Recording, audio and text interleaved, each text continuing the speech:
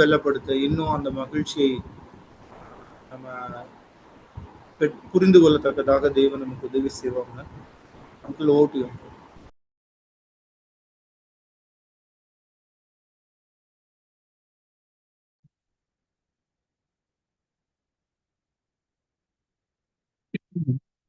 இயேசு கிறிஸ்துவின் நேற்ற நாமத்தினாலே இணைந்திருக்கிறவங்க யாவரையும் வாழ்த்துகிறேன்.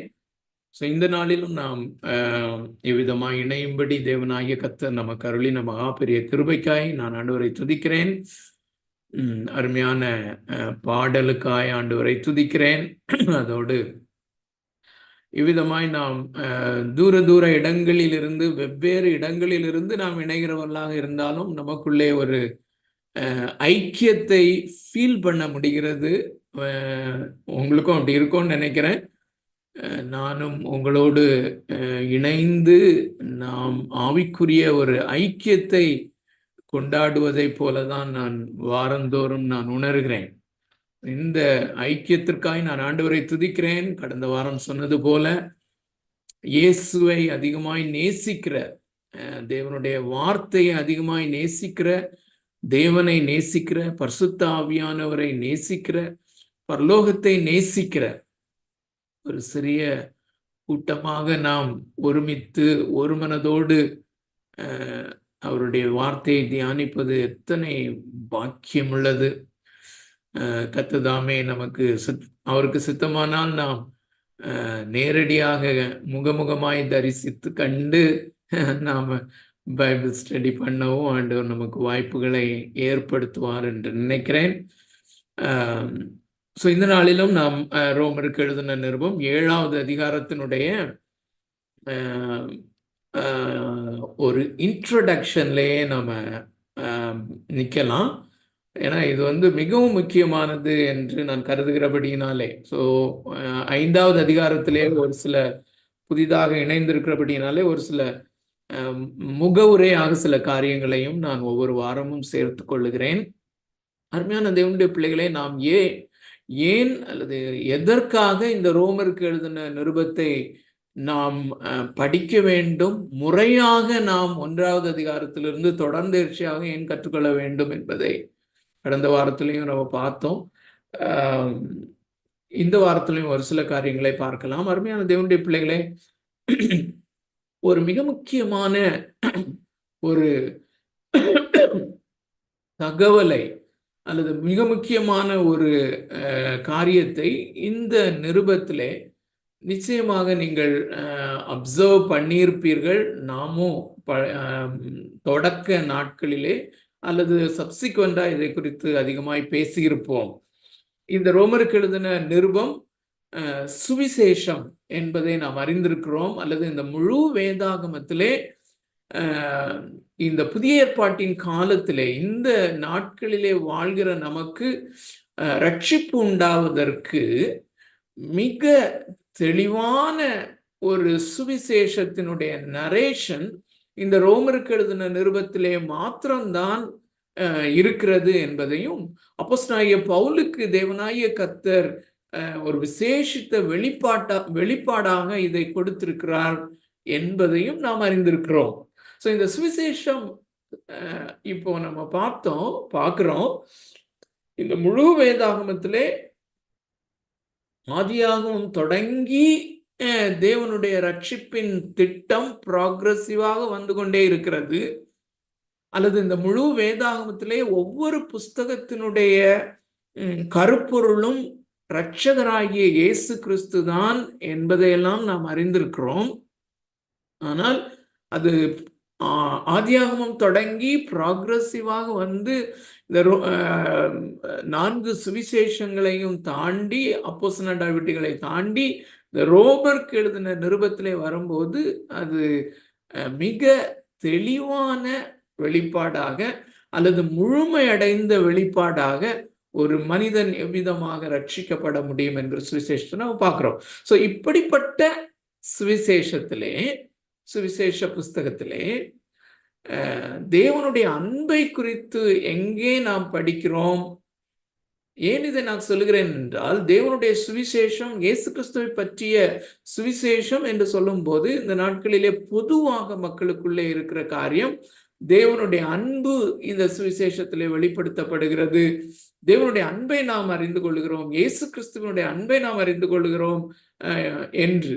ஆனால் இந்த சுவிசேஷத்தினுடைய நோக்கம் அல்லது இந்த ரோமருக்கு எழுதின நிருபத்தை ஏன் நாம் படிக்கிறோம், ரோமருக்கு எழுதின நிருபத்தினுடைய முக்கியமான கருப்பொருள் என்ன என்றால், தேவனுடைய அன்பு அல்ல, தேவனுடைய நீதி என்பதை நாம் ஏற்கனவே பார்த்திருக்கிறோம். தேவனுடைய அன்பு முதல் முறையாக 5வது அதிகாரத்திலே தான் வருகிறது, தேவனுடைய அன்பை குறித்த ஒரு படிப்பினை. ஆனால் இந்த நிருபம் தொடங்குகிற 1வது அதிகாரத்துக்கு உங்களை மீண்டும் அழைத்து செல்ல விரும்புகிறேன். அது நிச்சயமாக நமக்கு ஒரு ஓவர் வியூவை கொடுக்கும் என்று நான் நம்புகிறேன். ஸோ 1வது அதிகாரம் 16, 17 வசனங்கள். ஸோ 16வது அதிகாரம் 16வது வசனம் நம்மில் அநேகர் இதை மனப்பாடம் செய்திருக்க கூடும். கிறிஸ்துவின் சுவிசேஷத்தை குறித்து நான் வெட்கப்படேன், முன்பு யூதரிலும் பின்பு கிரேக்கரிலும் விசுவாசிக்கிறவனவனோ அவனுக்கு ரட்சிப்பு உண்டாவதற்கு அது தேவ பலனாக இருக்கிறது என்று வாசிக்கிறோம். ஸோ இந்த சுவிசேஷத்தை குறித்த காரியத்தை இங்கே தான் தொடங்குகிறார். முன்பு யூதரிலும் பின்பு கிரேக்கரிலும் விசுவாசிக்கிறவனுக்கு ரட்சிப்பு உண்டாவதற்கு இது தேவ பலனாக இருக்கிறது. இந்த சுவிசேஷம் ரோமருக்கு எழுதின நிருபத்திலே படிப்படியாக விளக்கப்படும் இந்த சுவிசேஷம் மனிதர்களுக்கு ரட்சிப்பை வழங்குகிறதாக இருக்கிறது அப்படின்னு சொல்றாரு. இந்த ரட்சிப்பு என்கிற வார்த்தையை நீங்கள் முடிந்தால் ரவுண்ட் பண்ணிக்கலாம். அதற்கு பேரலனான அல்லது இணையான ஒரு வார்த்தையை நான் 17வது அதிகாரத்திலே கண்டுகொள்ள முடியும். அதுதான் மிகவும் முக்கியமான வார்த்தை. 1வது அதிகாரம் 17வது வசனம், விசுவாசத்தினாலே நீதிமான் பிழைப்பான் என்று எழுதியிருக்கிறபடி விசுவாசத்தினால் உண்டாகும் தேவ நீதி விசுவாசத்திற்கென்று அந்த சுவிசேஷத்தினால் வெளிப்படுத்தப்படுகிறது. இந்த ரட்சிப்பு என்கிற வார்த்தையை 16வது அதிகாரத்திலே கண்டோம் அல்லவா? அதற்கு இணையான வார்த்தை தேவ நீதி. அருமையான தேவனுடைய பிள்ளைகளே, இந்த விசுவாசிக்கும் பொழுது அல்லது தேவனிடத்திலே ஒரு பாவியாக அவன் உணர்ந்தவனாக வரும் பொழுது தேவன் அவனை நீதிமான் என்று பிரகடனப்படுத்துகிறார், அல்லது தேவன் தன்னுடைய நீதியை அவனுக்கு இலவசமாக ஈவாக வழங்குகிறார் என்பதுதான் நற்செய்தி அல்லது என்பதுதான் சுவிசேஷம்.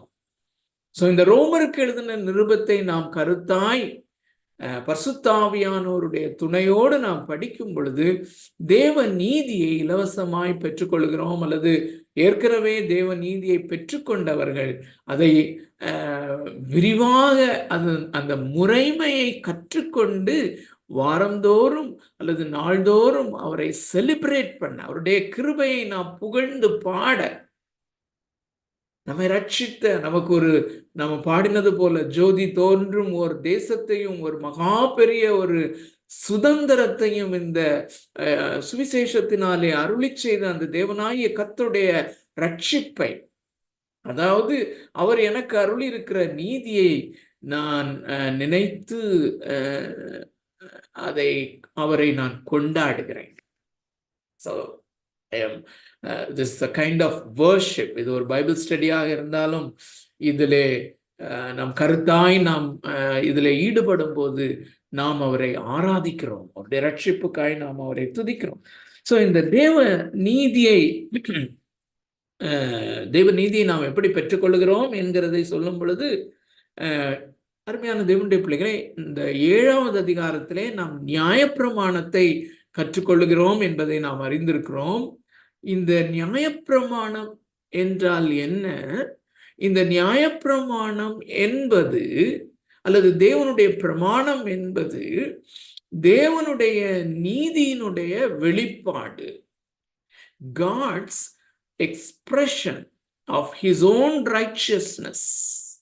தேவனாகிய கர்த்தர் தன்னுடைய நீதியை அல்லது தாம் நீதிபரர் என்பதையும், தன்னால் படைக்கப்பட்ட மக்கள் எப்படிப்பட்ட நீதியின் வாழ்க்கை உடையவர்களாக இருக்க வேண்டும் என்பதையும் கற்பனைகளாக அருளி இருக்கிறது தான் நியாயப்பிரமாணம். சோ இந்த 1வது அதிகாரத்தினுடைய 16, 17 வசனத்தை வாசித்தோம் இல்லையா?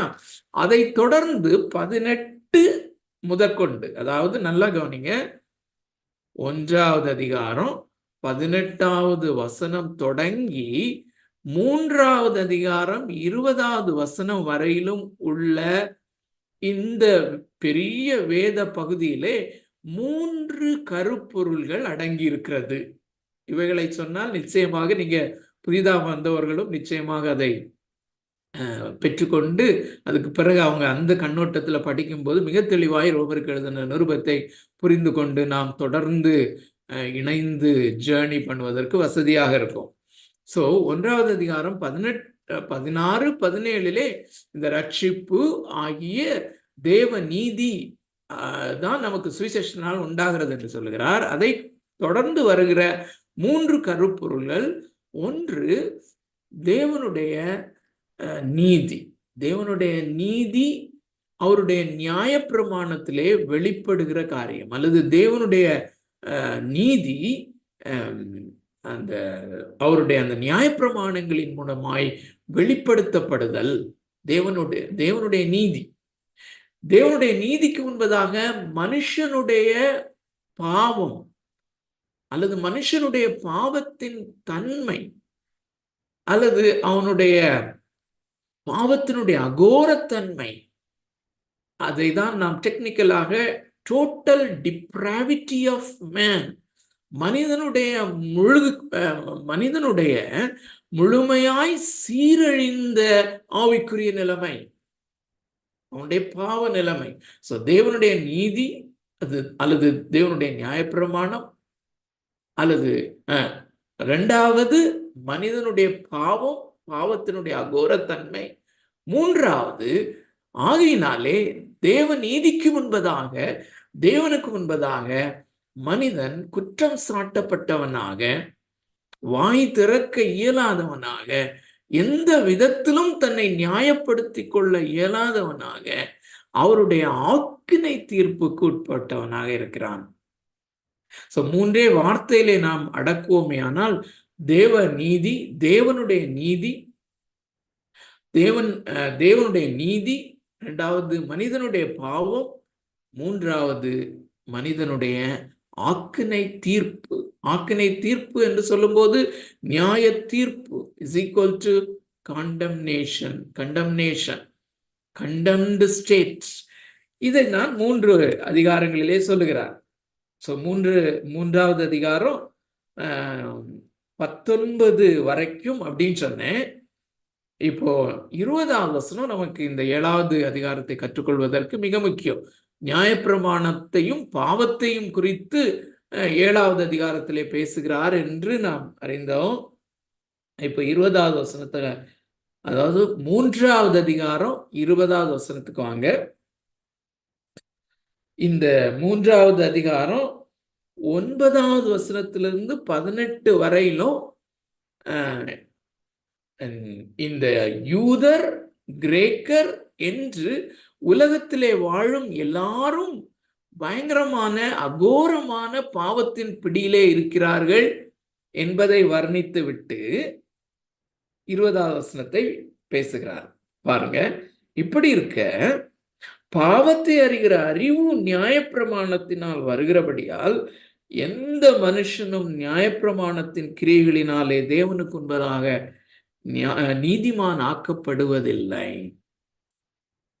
ஸோ இதுல அந்த கடைசி கமாக்கு அதுக்கு பிறகு வருகிற அந்த ஃப்ரேஸை நீங்க கோடிட்டு கொள்ளலாம் அல்லது ரவுண்ட் பண்ணிக்கலாம். அது மிக முக்கியமானது. எந்த மனுஷனும் நியாயப்பிரமாணத்தின் கிரியைகளினாலே தேவனுக்கு முன்பதாக நீதிமான் ஆக்கப்படுவதில்லை, அல்லது தேவனால் அங்கீகரிக்கப்படுகிறவனாக நிற்க முடியாது. தன்னுடைய சுய கிரியைகளினாலே அல்லது தேவன் அருளிய நீதியின் பிரமாணங்களை நான் நிறைவேற்றி இருக்கிறேன், நான் என் சொந்த முயற்சியிலே நிறைவேற்றி இருக்கிறேன், என்னிடத்துல நல்ல காரியங்கள் காணப்படுகிறது, ஆகையினாலே தேவன் என்னை ஏற்றுக்கொள்வார் என்று சொல்வதுதான் நியாயப்பிரமாணத்தின் கிரியை. சோ நியாயப்பிரமாணத்தின் கிரியையினாலே எந்த மனுஷனும் நீதிமான் ஆக்கப்படுவதில்லை என்கிற நிலைமையிலே ஒவ்வொரு மனிதனையும் உலகத்தில் உள்ள எந்த சந்ததியில் பிறந்த எந்த ஒரு மனிதனானாலும் மனுஷியானாலும் அவனை கொண்டு வந்து நிறுத்துகிறார். அதுக்கு பிறகுதான் எல்லாரும் பாவம் செய்து தேவ மகிமையற்றவர்களானார்கள் என்று சொல்லிவிட்டு அந்த நீதிமானாக பிரகடனப்படுத்தப்படுதல் என்கிற காரியம் எப்படி நடக்கிறது என்பதை 25, 26 சொல்லுகிறத நம்ம பார்க்கிறோம். 25, 26 நல்ல கலர்ஃபுல்லா ஆக்கிக்கொள்ளலாம். உங்களுக்கு என்னெல்லாம் கலர் பிடிக்குமோ எல்லா கலரையும் அதுல போட்டு அவ்வளோ கலர்ஃபுல்லா ஆக்கி அதை மனப்பாடம் செய்து வைத்துக் கொள்ளலாம். 25, 26 தேவன் பொறுமையாய் இருந்த முற்காலத்தில் நடந்த பாவங்களை தாம் பொறுத்து கொண்டதை குறித்து தம்முடைய நீதியை காண்பிக்கும் பொருட்டாகவும் தாம் நீதியுள்ளவரும் இயேசுவினிடத்தில் விசுவாசிக்கிறவனை நீதிமான் ஆக்குகிறவருமாய் விளங்கும்படி இக்காலத்திலே தமது நீதியை காண்பிக்கும் பொருட்டாகவும் கிறிஸ்து இயேசுவினுடைய இரத்தத்தை பற்றும் விசுவாசத்தினாலே பலிக்கும் கிருபாதார பலியாக அவரையே ஏற்படுத்தினார். தன்னுடைய சொந்த குமாரனாகிய இயேசு கிறிஸ்துவை கோப நிவாரண பலியாக நம்மேல் இருந்த ஆக்கினை தீர்ப்பு அல்லது தேவ கோபாக்கினை இந்த இயேசு கிறிஸ்துவின் மேல் செலுத்தப்படும்படியாக தன்னுடைய சொந்த குமாரனை கோப நிவாரண பலியாக எனக்காக உங்களுக்காக ஒப்பு கொடுத்தார். இதை நாம் விசுவாசிக்கும் பொழுது நாம் நீதிமான் என்று பிரகடனப்படுத்தப்படுகிறோம். அல்லது 1வது அதிகாரம் 17வது வசனத்திலே வாக்கு பண்ணப்பட்டிருக்கிற அந்த தேவ நீதி இலவசமாய் எனக்கும் உங்களுக்கும் அருளப்படுகிறது. What an amazing thing, இல்ல? சோ இப்ப குறிப்பு என்னவென்றால், நல்ல கவனிங்க. இப்போ நம்ம 7வது அதிகாரத்துக்கு வாரோம். முதல் 3 அதிகாரங்களிலும் அல்லது 5 அதிகாரங்களிலும் என்று வைத்துக் கொள்ளலாம். முதல் 5 அதிகாரங்களிலும் நியாயப்பிரமாணத்தினாலே ஒருவன் நீதிமான் ஆக்கப்படுவதில்லை, நியாயப்பிரமாணத்தின் கிரியைகளினாலே ஒருவன் நீதிமான் ஆக்கப்படுவதில்லை என்று சொன்னவர், அப்படின்னா that is equal to ஒவ்வொருவனும் கிருபையினாலே மாத்திரம் நீதிமானாக்கப்படுகிறான். that is equal to ஒவ்வொருவனும் விசுவாசத்தினாலே மாத்திரம் நீதிமானாக்கப்படுகிறான். நியாயப்பிரமாணத்தின் கிரியைகளினாலே நீதிமான் ஆக்கப்படுவதில்லை என்று 5வது அதிகாரம் வரையிலும் சொல்லுகிறார் அல்லவா. இப்போ 6, 7 அவருடைய தீம், பொதுவான கருப்பொருள் என்னவென்றால், நல்ல கவனிங்க, எந்த விதத்திலே எப்படி ஒருவன் நியாயப்பிரமாணத்தின் கிரியைகளினாலே நீதிமான் ஆக்கப்படுவதில்லையோ அது போலவே பரிசுத்தமாகுதல் என்கிற காரியமும் ஒரு மனுஷனுக்கு நியாயப்பிரமாணத்தின் கிரியையினாலே உண்டாவது இல்லை. This is very important, very significant. இதை ஆழமாக பதித்துக் கொள்வோம் அருமையான தேவனுடைய பிள்ளைகளே.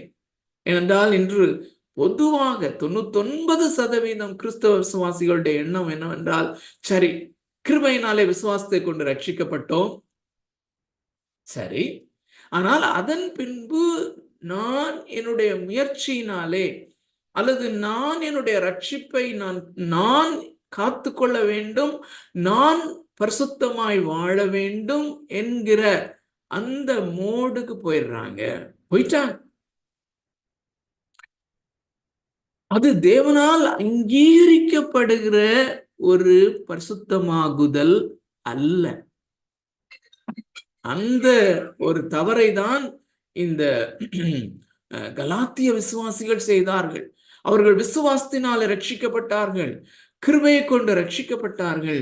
ஆனால் அவர்கள் தங்களுடைய சுய கிரியைகளினாலே அதுக்கு பிறகு பரிசுத்தமாகுதலில் வளரலாம் என்று நினைத்தார்கள். ஆகையினாலே தான் அவர் அவர்களை சொல்லுகிறார், புத்தி இல்லாத கலாத்தியரே, உங்களை எவ்வளவு சீக்கிரமாய் எவன் ஏமாற்றினான் என்கிறது போல சொல்லுகிறார். அருமையான தேவனுடைய பிள்ளைகளே, this is very significant to God. தேவனாய கர்த்தருக்கு இது மிக மிக முக்கியம். இதை நாம கேர்லெஸ்ஸா எடுக்க முடியாது.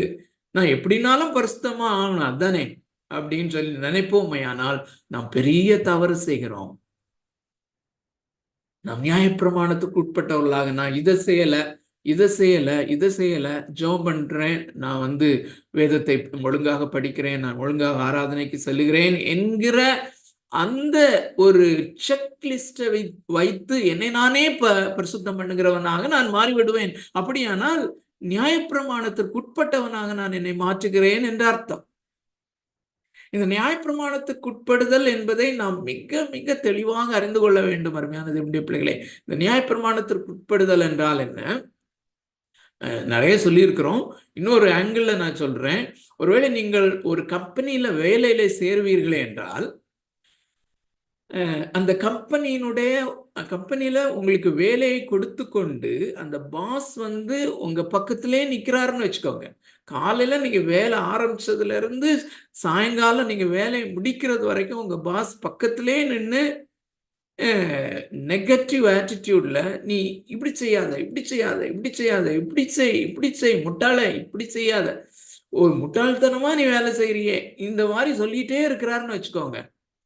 அதுதான் நியாயப்பிரமாணத்திற்கு நம்மை நாமே உட்படுத்துதல் அல்லது அடிமைத்தனத்தினுடைய அந்த ஆவி உடையவர்களாக நாம் வாழுதல். காலைல எந்திரிச்சதுல இருந்து, ஐயோ நான் இதை செஞ்சா ஆண்டவருக்கு பிரியமா இருக்குமா, இதை செஞ்சா ஆண்டவருக்கு பிரியமா இருக்காது, நான் ஆண்டவருக்கு பிரியம் இல்லாத இந்த காரியத்தை செஞ்சுட்டேன், இதை செஞ்சுட்டேன், அதை செஞ்சுட்டேன் அப்படிங்கிற உணர்வு நம்மை ஆட்கொள்ளுமானால் we are under the law என்று நாம் சொல்லுகிறோம். நியாயப்பிரமாணத்தின் கிரியைகளினாலே பரிசுத்தமாக முடியும் என்று நான் யோசிக்கிறவனாக இருப்பேன். இதை ஆழமாய் பதித்துக் கொள்ளுங்கள். அந்த 3:20 நியாயப்பிரமாணத்தின் கிரியைகளினால் ஒருவன் நீதிமான் ஆக்கப்பட மாட்டான் என்பது எப்படி ஒரு யூனிவர்சல் ஸ்டேட்மெண்ட் ஆக மாறாத ஒரு சத்தியமாக இருக்கிறதோ, அதுபோல நியாயப்பிரமாணத்தின் கிரியைகளினால் ஒருவன் பரிசுத்தமாக முடியாது, விசுவாச வாழ்க்கையிலே வளர முடியாது. அப்படின்னா எப்படி கிருபையினாலே மாத்திரம் நீதிமானாக்கப்பட்டானோ அல்லது விசுவாசத்தினாலே மாத்திரம் நாம் நீதிமானாக்கப்படுகிறோமோ, அதுபோலவே பரிசுத்தமாகுதல் நம்முடைய வாழ்க்கையிலே விசுவாசத்தினாலே மாத்திரம் நடக்கிறது, கிருபையினாலே மாத்திரம் நடக்கிறது. இது மிக மிக முக்கியமாக விசுவாசிகள் அறிந்து பிராக்டிஸ் பண்ண வேண்டிய ஒரு காரியம். இப்போ 7வது அதிகாரத்துக்கு நம்ம வருவோம். அதுல 3 செக்ஷனாக இருக்கிறது என்பதை நாம் அறிந்திருக்கிறோம். 7வது அதிகாரம் 1-6 வரையிலும், அதுக்கு பிறகு 7-12 வரையிலும், அதுக்கு பிறகு 13-25 வரையிலும். 1வது வசனம் முதல் 6வது வசனம் வரையிலும் ஒரு விசுவாசி, ஒரு கிறிஸ்தவ விசுவாசியின் உறவு, நியாயப்பிரமாணத்தோடுள்ள உறவு அல்லது relationship with the law of God. அதுல மிக முக்கியமா ஒரு ஒரு ஒரு ஒரு ஒரு மிக முக்கியமான ஒரு கருப்பொருளை இங்கே கொண்டு வருகிறார். மிக மிக மிக நம்முடைய பரிசுத்த வாழ்க்கைக்கு தேவையான ஒரு காரியம். அந்த 6வது அதிகாரத்திலே யூனியன் வித் கிரைஸ்ட் என்பதை அழகாக விளக்கி இருக்கிறதை நாம் அறிந்திருக்கிறோம். அதை தெளிவாய் கற்றுக்கொண்டோம். அதே யூனியன் வித் கிரைஸ்ட், கிறிஸ்துவோடு ஒன்றிணைக்கப்படுகிற அந்த காரியத்தை ஒரு உறவு முறையாக சொல்வது மிகுந்த ஆச்சரியம். ஒருவேளை நான் அந்த அந்த அந்த ஃப்ரேஸை மாத்திரம் உங்களுக்கு காண்பிக்க விரும்புகிறேன். பிகாஸ் அது நீங்கள் பார்த்திருப்பீர்கள். மிக முக்கியமான 4வது வசனத்திலே நடுப்பகுதியிலே வருகிறது. அங்கே என்ன எழுதுகிறார் என்றால், அப்படி போல என் சகோதரரை நீங்கள் மரித்தோரிலிருந்து எழுந்த கிறிஸ்து என்னும் வேறொருவருடையவர்களாகி. இங்கே என்ன உறவை சொல்லுகிறார் என்றால், நீங்கள் கிறிஸ்துவோடு கூட ஒன்றிணைக்கப்பட்டதுதான். ஆனா என்ன சொல்லுகிறார் என்றால், கிறிஸ்துவோடு கூட உங்களுடைய திருமணமாகி இருக்கிறது என்று. We got married with Christ. Do you believe this? இதை நாம் விசுவாசிக்கிறோமா அருமையான தேவனுடைய பிள்ளைகளே? நாம் ஆவியின்படி அவரோடு கூட இணைக்கப்பட்டிருக்கிறோம் என்று சொல்வது, அவரோடு கூட நாம் திருமண உறவிலே இணைக்கப்பட்டிருக்கிறோம். அமேசிங். ஸோ அதை சொல்லும்போது என்ன சொல்லுகிறார்? நியாயப்பிரமாணம் மரித்து விட்டது, அல்லது நியாயப்பிரமாணத்துக்கு நீங்கள் மரித்தவர்களானீர்கள் என்று சொல்லுகிறார். ஸோ அப்படி சொல்லும் பொழுது அப்போ அப்படியானால் நியாயப்பிரமாணம் தேவையில்லையா அப்படின்னு சொல்லி மிக குறிப்பாக யூதர்கள் கேட்பாங்க. அதுக்கு தான் அடுத்த செக்ஷன்ல 7வது வசனத்திலிருந்து 12வது வசனத்தை நாம் படிப்போம். ஆனால் அதுல மிக முக்கியமான கருப்பொருள் என்னவென்றால், நியாயப்பிரமாணம் மிகவும் நல்லது என்று சொல்கிறார்.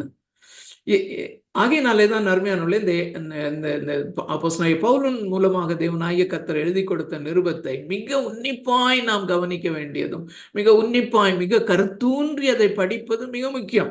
ஸோ 6வது வசனம் வரையிலும் இன்னொரு ஃப்ரேஸ் உங்களுக்கு காமிக்கிறேன். 5வது வசனம், 7வது அதிகாரத்தினுடைய 5வது வசனத்தை உங்களுடைய வேதாகமத்துல பாருங்க. அதுலயும் மிடில்ல வாசிக்கிறேன்.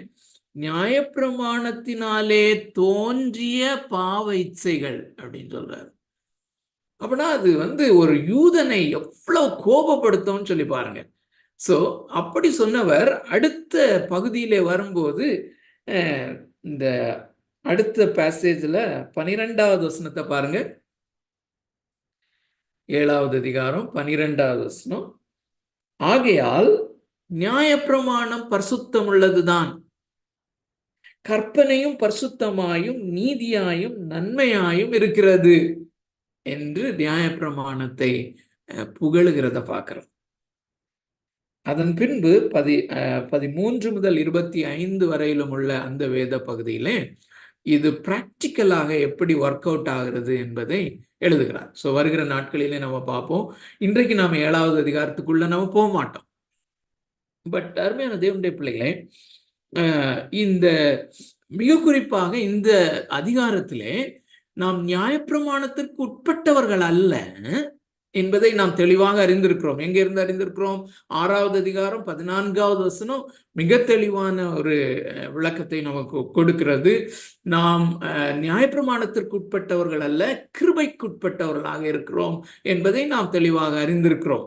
அப்படியானால் இந்த நியாயப்பிரமாணத்தினுடைய பலன் என்ன?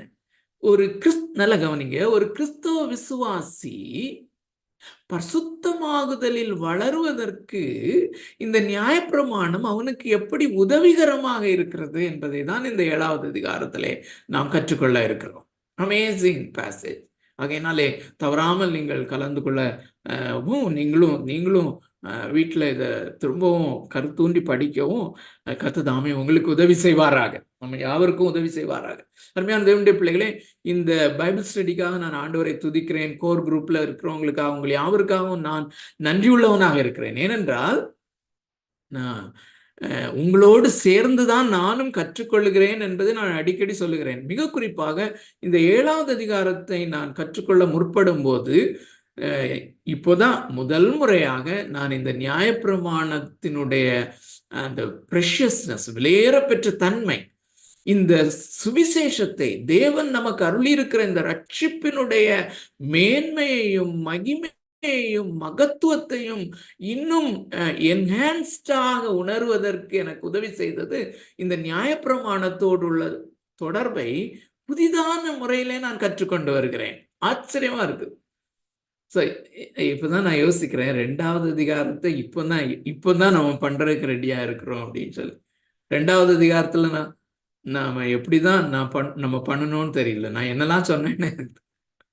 ஸோ இதை நாம் அறிந்த பிறகு அருமையானவர்களே, இந்த 2வது அதிகாரத்துக்கு திரும்ப நம்ம போனோம், 1வது அதிகாரத்துக்கு திரும்ப போனோம்னு நினைக்கிறேன், 3வது அதிகாரத்துக்கு நம்ம திரும்பவும் போனோம்னு நினைக்கிறேன்.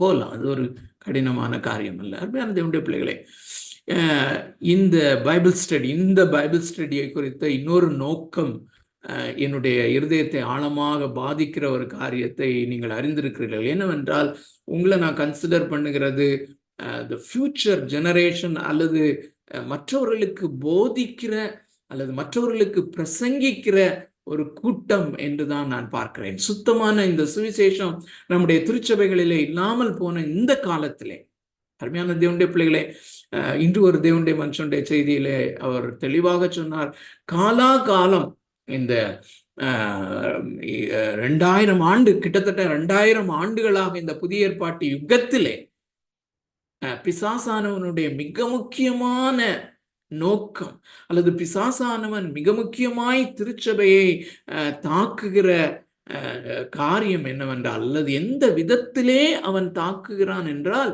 இந்த சுவிசேஷத்தை அவ்வப்பொழுது கரப்ட் பண்ணி கொண்டிருக்கிறான். That's the only thing that he is doing. இந்த சுவிசேஷத்தை அவன் அந்த ஆதி திருச்சபையிலிருந்தே, அந்த சுவிசேஷம் பிரசங்கிக்கப்பட ஆரம்பித்ததிலிருந்தே அவன் இதை அந்த கரப்ட் பண்ண ஆரம்பித்து, இப்பொழுது it is almost fully corrupted என்று சொல்லலாம் தமிழ் திருச்சபைகளிலே. ஆகையினால இந்த குரூப்பை நான் எப்படி பார்க்கிறேன் என்றால், இதை மீண்டெடுக்கும்படியாக இந்த திருச்சபையிலே ஒரு உண்மையான எழுப்புதல் உண்டாகத்தக்கதாக, ட்ரூ ரிவைவல் உண்டாகத்தக்கதாக, இந்த ட்ரூ காஸ்பல், இந்த சத்தியம் அல்லது இந்த சுவிசேஷம் தெளிவான முறையிலே பிரசங்கிக்கப்படும் பொழுதுதான், அல்லது வெளிக்கொணரப்படும் பொழுதுதான் உண்மையான ரிவைவல் திருச்சபையை பிடிக்கும். அது நிச்சயமாக இந்த நம்முடைய காலத்து திருச்சபை it is in the desperate need of such a revival and reformation. So அதன் அடிப்படையிலே அருமையான தேவனுடைய பிள்ளைகளை, நான் இன்று செய்ய போகிறது என்னவென்றால், ஜான் மெக்கார்த்தர் தன்னுடைய ஒரு செய்தியிலே அநேக தேவனுடைய பிள்ளைகளுடைய கொட்டேஷனை, அவர் சொன்னதை அப்படியே நான் தொகுத்து உங்களுக்கு கொடுக்கிறேன். ஏனென்றால் அவர் சொன்ன ஒவ்வொரு கொட்டேஷனும் அவர் தன்னுடைய திருச்சபை மக்களுக்கு கொண்டு வர்றாருன்னா ரொம்ப செலக்ட் பண்ணி தான் கொண்டு வந்திருக்கிறாரு அப்படிங்கிறது நமக்கு தெரியும். அதை ஒவ்வொரு கொட்டேஷனையும் பார்க்கும்போது அது ஒவ்வொரு பைபிள் ஸ்டடிக்கு ஒரு கொட்டேஷனை எடுத்துக்கலாம்னு நினைக்கிறேன். அந்த அளவுக்கு அருமையானவர்களே, இந்த மற்றவர்களுக்கு பிரசங்கிக்கிற உங்களுக்கு அல்லது நமக்கு மற்றவர்களுக்கு போதிக்க ஆயத்தப்படுகிற எக்யூப் ஆகிற உங்களுக்கும் எனக்கும் அந்த கொட்டேஷன்ஸ் மூலமாக இந்த நியாயப்பிரமாணத்தோடு கூட உள்ள நம்முடைய சம்பந்தம், உறவு, அதை நாம் அறிந்து கொள்ள முடியும். மிக குறிப்பாக காஸ்பல் மெசேஜஸ்க்கு நான் சொன்னேன் முதல்ல, ஒரே ஒரு குறிப்பை நான் இந்த நாளிலே வலியுறுத்தினேன் என்று சொன்னால் அது என்னவென்றால், எப்படி நியாயப்பிரமாணத்தின் கிரியைகளின் மூலமாக ஒருவன் நீதிமான் ஆக்கப்படுவதில்லை, அதுபோல நியாயப்பிரமாணத்தின் கிரியைகளினால் ஒருவன் பரிசுத்தமாவதில்லை.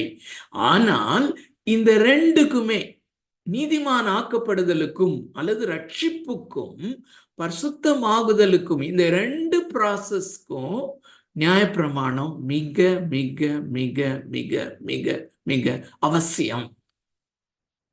அப்ப நான் யூதர் அல்லாதவர்களுக்கு எப்படி, நம்ம கடந்த வாரத்துல மிக அழகான ஒரு பேசேஜ் படிச்சோம். 2வது அதிகாரத்துல எந்த ஒரு மனிதனும், புறஜாதியான் எவனாக இருந்தாலும், மோசையின் மூலமாக நியாயப்பிரமாணத்தை பெற்ற யூதர் அல்லாதவர்கள் எல்லாரும் அவரவர்களுடைய இருதயத்திலே நியாயப்பிரமாணம் எழுதப்பட்டவர்களாக, மனசாட்சியை உடையவர்களாக, தேவனுடைய நியாயப்பிரமாணத்தின்படி சுபாவமாய் அவர்கள் நடக்கிறார்கள் என்கிற சத்தியத்தை நம்ம கற்றுக்கொண்டோம். ஸோ அதன் அடிப்படையிலே இந்த நியாயப்பிரமாணம் எவ்வளவு நமக்கு முக்கியம். எதற்காக இந்த கொட்டேஷனை நான் சொல்லுகிறேன் என்றால், நம்முடைய தமிழ் திருச்சபை அல்லது நாம் எவ்வளவு பேத்தட்டிக்காக இருக்கிறோம் என்பதை நாம் கொஞ்சம் அதை அலசி பார்ப்போமானால், நம்முடைய பிரசங்க முறைகளை நாம் மாற்றிக்கொள்ள, மற்றவர்களுக்கு போதிக்கிற முறையை மாற்றிக்கொள்ள, நம்முடைய பிரசுத்தமாகுதலுக்கும் அது உதவியாக இருக்கும் என்று நினைக்கிறேன். மேபி அதை நான் ஆங்கிலத்திலே ஒரே ஒரு முறை வாசித்து விட்டு தமிழிலே அதிகமாய் டுவெல் பண்ண விரும்புகிறேன், ஆண்டவருக்கு சித்தமானால். ஸோ மேபி அதனுடைய அந்த பவர் பாயிண்ட்லையும் பண்ணியிருக்கிறாங்கன்னு நினைக்கிறேன். ஸோ முடிந்தால் நம்ம அதை பவர் பாயிண்ட்ல பார்ப்போம். ஸோ தட் நீங்களும் அதை வாசித்து கொள்ளலாம், நானும் அதை வாசித்து அதில் எங்கே விளக்கம் தேவையோ அங்கே விளக்கமாக நாம் சொல்லலாம். முதலாவது முதலாவது ஜான் மெக்கார்த்தரே அவருடைய அந்த பிரசங்கத்திலே சொன்ன சில காரியங்களை மிக மிக வலியுறுத்தி சொன்ன காரியம் கொட்டேஷன் மாதிரியே இருக்கு. அதை இருந்து நான் ஆரம்பிக்க விரும்புகிறேன். போட முடியுமா? Is it possible? முதலாவது quotation, God, good. God and Christ were preachers of the law and the gospel. தேவனாகிய கர்த்தர் வேதத்திலே நாம் அறிந்து கொள்கிறோம். தேவனாகிய கர்த்தர் நியாயப்பிரமாணத்தை பிரசங்கிக்கிறவராக இருந்தார். அதே நேரத்தில் சுவிசேஷத்தையும் பிரசங்கிக்கிறவராக இருந்தார். அதுபோல இயேசு கிறிஸ்துவும் நியாயப்பிரமாணத்தையும் பிரசங்கித்தார், சுவிசேஷத்தையும் பிரசங்கித்தார். அருமையான தேவனுடைய பிள்ளைகளே, நீங்க இன்னொரு கொட்டேஷன்ல தெளிவா பார்ப்போம். இந்த நல்ல கவனிங்க, சீனாய் மலையிலே நியாயப்பிரமாணம் அருளப்பட்ட அந்த சம்பவத்தை நாம் தெளிவாக அறிந்திருக்கிறோம். அருமையான தேவனுடைய பிள்ளைகளே, அந்த யாத்ராகமத்தின் புஸ்தகம் 19வது அதிகாரம், நான் அடிக்கடி சொல்லுவேன், அந்த வேத பகுதியை நான் படிக்கும் பொழுது மயிர்கூச்செறிகிற அனுபவம் எப்பொழுதும் எனக்கு உண்டாகும் என்று உங்களுக்கு நிச்சயமாய் உண்டாயிருக்கலாம். அது மிக முக்கியமான ஒரு சம்பவம். அதிலே அவர்கள் அந்த முழு மலையும் புகைக்காடாகிறதை அவர்கள் கண்டார்கள். தேவ எக்காலங்கள் பயங்கர சத்தமாக ஒலிக்கிறதை கேட்டார்கள். இடிமுழக்கங்கள் உண்டானதை கேட்டார்கள். அங்கே தேவனாகிய கர்த்தருடைய சமூகம் இறங்கினது. அந்த மலையினுடைய ஒரு பகுதியை ஆகிலும் ஒரு மனிதனும் அல்லது ஒரு மிருகமாகிலும் தொடக்கூடாது, தொட்டால் செத்து போவார்கள் என்கிற அந்த ஒரு கண்டிஷன்ல அந்த லா, தேவனுடைய நியாயப்பிரமாணம் கொடுக்கப்படுகிறது. அது தேவ நீதியினுடைய ஒரு எக்ஸ்பிரஷன். அப்போ அவங்க ஜனங்கள்லாம் என்ன சொன்னாங்கன்னு சொல்றத நம்ம அடிக்கடி தியானிச்சுட்டு இருக்கிறோம். இந்த தேவன் இப்படிப்பட்டவராக இருப்பாரானால், இப்படிப்பட்ட நீதிபரராக பரிசுத்தராக இருப்பாரானால் அவர் எங்களோடு பேச வேண்டாம். Let Moses speak. மோசே அவரிடத்திலே கேட்டு எங்களுக்கு பிரசங்கிக்கட்டும், நாங்கள் எங்களிடத்திலே அவர் பேச வேண்டாம் என்று அவர்கள் சொல்லுகிற அளவுக்கு God preached the law. அதே நேரத்தில் அதுல காஸ்பலும் இருக்குது. அருமையான தேவனுடைய பிள்ளைகளே, அதனுடைய ஒரு விளக்கம் தான் அங்கே. நியாயப்பிரமாணத்தை அவர் அருளினார், நமக்கு தெரியும். 10 கற்பனைகளை அருளினார் என்பது தெரியும். இங்கே மத்தேயு எழுதின சுவிசேஷத்துல நீங்கள் வருவீர்களே, ஆனால் அங்கே 5வது அதிகாரம், 6வது அதிகாரம், 7வது அதிகாரத்திலே அதே தேவன் அல்லது இயேசு கிறிஸ்து, அந்த யாவே who came in the flesh, அவர் அந்த நியாயப்பிரமாணத்தினுடைய அர்த்தத்தை அல்லது விளக்கத்தை தான் அங்கே கொண்டு வருகிறத நம்ம பார்க்கிறோம். நியாயப்பிரமாணத்தினுடைய தெளிவான விளக்கத்தை அவர் அங்கே கொண்டு வருகிறத பார்க்கிறோம். ஸோ கடவுளும் இயேசு கிறிஸ்துவும் நியாயப்பிரமாணத்தையும் சுவிசேஷத்தையும் பிரசங்கிக்கிறவர்களாய் இருந்தார்கள். அடுத்த கொட்டேஷன், அதே ஜான் மெக்கார்த்தர் என்ன சொல்கிறார் என்றால், what is needed for the sinner to true salvation is an overpowering realization and a frightening awareness of the inescapable result of breaking God's law. நல்ல கவனிங்க, கடவுளுடைய நியாயப்பிரமாணத்தை மீறுகிறதற்கான அல்லது கடவுளுடைய நியாயப்பிரமாணத்தை ஒருவன்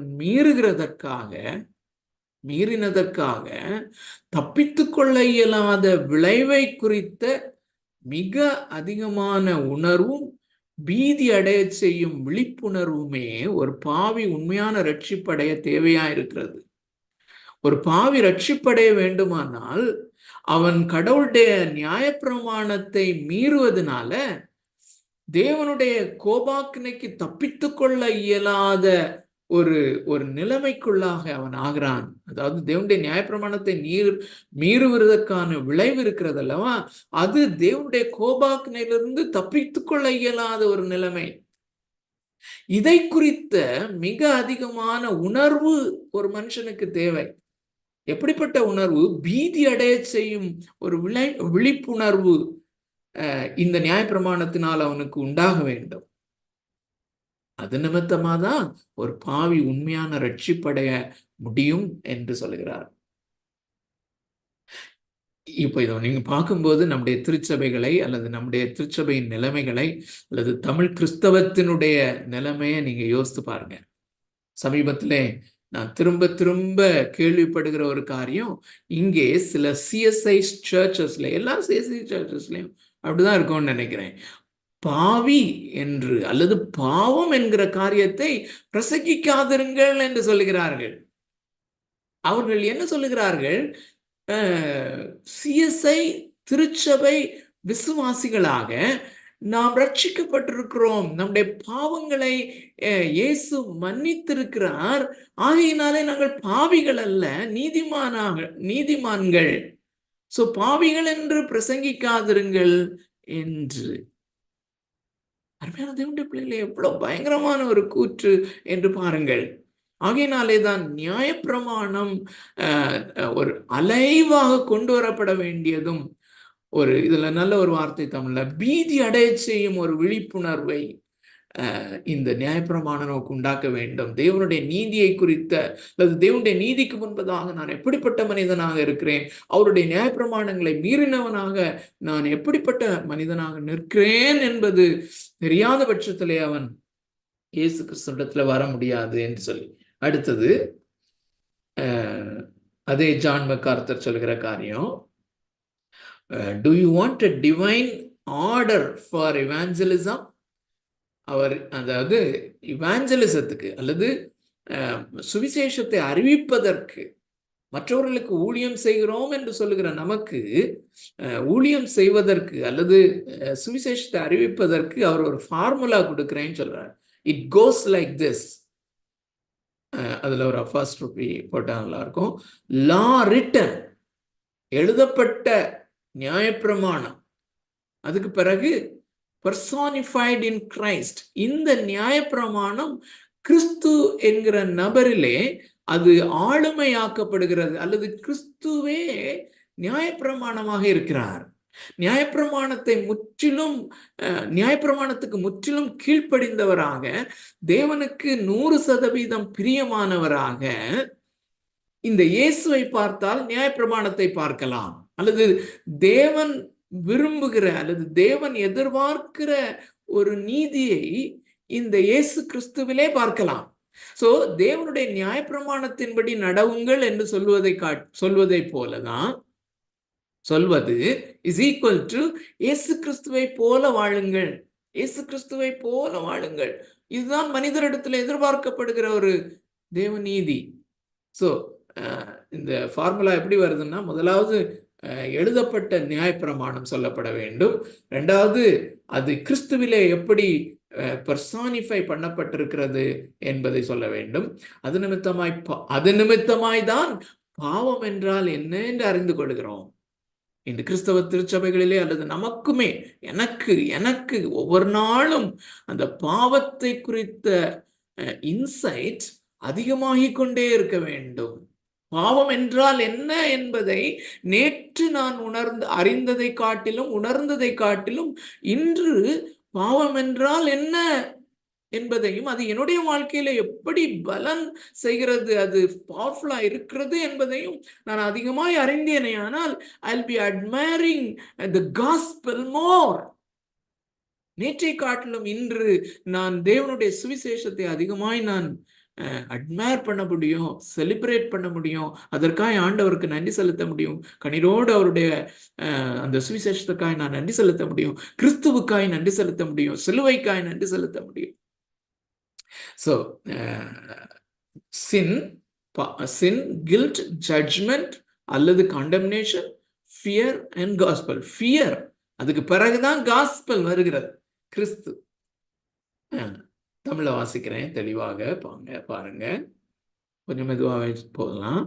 சுவிசேஷ பிரசங்கங்களுக்கு அல்லது ஊழியத்திற்கு தேவனால் நியமிக்கப்பட்ட ஒரு வரிசை முறையை உங்களுக்கு கூறட்டுமா?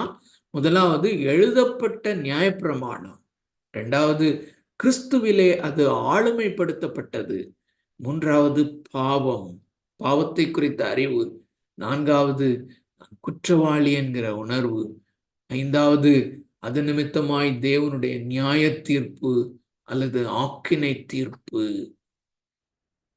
அடுத்தது அது நிமித்தமாய் ஒரு பீதி, ஒரு பய உணர்வு. அநேக வருஷ விசுவாசி, சமீபத்துல ஒரு இடத்துல நான் தேவனுடைய ஆக்கினை தீர்ப்பை குறித்து பேசும்போது நிறைய வருஷம் விசுவாசியாக இருந்த ஒருவர் இடத்துல கேட்டார், சகோதரனே, இது மக்களை பயப்படுத்தி சுவிசேஷத்தை சொல்வதை போல் இருக்கிறது அல்லவா என்று. அப்படி இருக்கக்கூடாதே என்று. எவ்வளவாய் நாம் திரிபு கொள்கை உடையவர்களாக இருக்கிறோம் என்பதை பாருங்கள். எவ்வளவாக இந்த பயம், பீதி என்கிற வார்த்தையை நான் பயன்படுத்தி இருக்கிறேன். இந்த பீதி வராவிட்டால் சுவிசேஷம் அவர்கள் எந்த வேலையும் செய்ய முடியாது. கடைசியில் ஒரு மிக நல்ல கொட்டேஷன், இது ரிலேட்டடா நம்ம பார்ப்போம். ஃபாலோ பண்ணிட்டு இருக்கீங்கன்னு நினைக்கிறேன். ஸோ அடுத்தது இன்னொருவருடைய கொட்டேஷனுக்கு போறோம். மார்ட்டின் லூத்தர் என்ன சொல்லுகிறார்? The first duty of a gospel preacher is to declare God's law and to show the nature of sin, because it will act as a schoolmaster and bring him to the everlasting life, which is Jesus Christ. ஒரு சுவிசேஷ பிரசங்கியாரின் முதல் கடமையே, அது ஒரு ஊழியக்காரனின் முதல் கடமையே, ஊழியக்காரன்னா தனியா பிரிக்கிறேன்னு நினைச்சுறாங்க, நீ எல்லாருமே ஊழியக்காரர்கள், அதனால இந்த வார்த்தையே சொல்றேன். ஒரு சுவிசேஷ பிரசங்கியாரின் முதல் கடமையே தேவனுடைய நியாயப்பிரமாணத்தை பிரகடனப்படுத்துவதும் பாவத்தின் சுபாவத்தை காண்பிப்பதும் தான். ஏனென்றால் அதுதான் ஒருவனை நித்திய ஜீவனாகிய கிறிஸ்துவனிடத்திலே வழிநடத்தும் ஆசிரியராயிருக்கிறது. கலாத்தியருக்கு எழுதின நிருபத்தில் அந்த உபாத்தியாயிருக்கிறது என்கிற அந்த டேர்மை பயன்படுத்தி இருப்பாரு. ஸோ கிறிஸ்துவனிடத்திலே நம்மை வழி நடத்துகிற ஒரு உபாத்தியாய் அல்லது ஆசிரியராய் அது இருக்கிறது என்று சொல்லுகிறார். ஸோ ஒரு சுவிசேஷ பிரசங்கியாரின் முதல் கடமை தேவனுடைய நியாயப்பிரமாணத்தை பிரகடனப்படுத்துவதும் பாவத்தின் சுபாவத்தை காண்பிப்பதும் தான். தேவனுடைய பிள்ளைகளை நீங்க அந்த 18ஆம் நூற்றாண்டு 19ஆம் நூற்றாண்டு பிரசங்கிமார்களை அவர்கள் மிக முக்கியமாக இந்த Jonathan Edwards, John Wesley, George Whitefield போன்றவர்கள் பிரசங்கிக்கும் போது நாம் நன்றாக அறிந்திருக்கிறோம். அவர்கள் இந்த முறைமையிலே பிரசங்கித்தபடியினாலே ஜனங்கள் பாவ உணர்வடைந்து தேவனுடைய நியாயத்தீர்ப்பின் பயங்கரத்திற்கு தங்களை உட்பட்டவர்களாக எண்ணி ஓ என்று கதறி அழுது அவர்கள் இயேசுவை ஏற்றுக்கொண்டார்கள் என்பதை நாம் அறிந்திருக்கிறோம். அடுத்த கொட்டேஷனுக்கு போகலாம். ஜான் வெஸ்லியினுடைய ஒரு கொட்டேஷன் எங்க பார்க்கிறோம். அவர் சொல்லுகிறார், before I preach love, mercy and grace, I must preach sin, law and judgment. Preach 90% law and then 10% grace.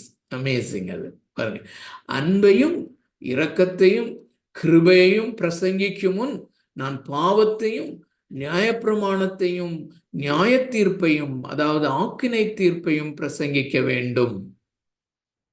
90% நியாயப்பிரமாணத்தையும் அதன் பின்பு 10% கிருபையையும் பிரசங்கிக்க வேண்டும். Amazing. To be thought through. நாம் சிந்திக்கும்படியாக நம்மை தூண்டுகிறதாக வெளிப்படையாக இந்த கொட்டேஷன் இருக்கிறது. அடுத்தது நம்ம சார்ல்ஸ் ஸ்பர்ஜனுடைய ஒரு கொட்டேஷனை பார்க்குறோம். அவர் சொல்லுகிறார், they will never accept grace until they tremble before a just and holy God. அருமையான தேவனுடைய பிள்ளைகளை, இந்த நாட்களிலே நாம் நன்றாய் அறிந்திருக்கிறோம். நம்முடைய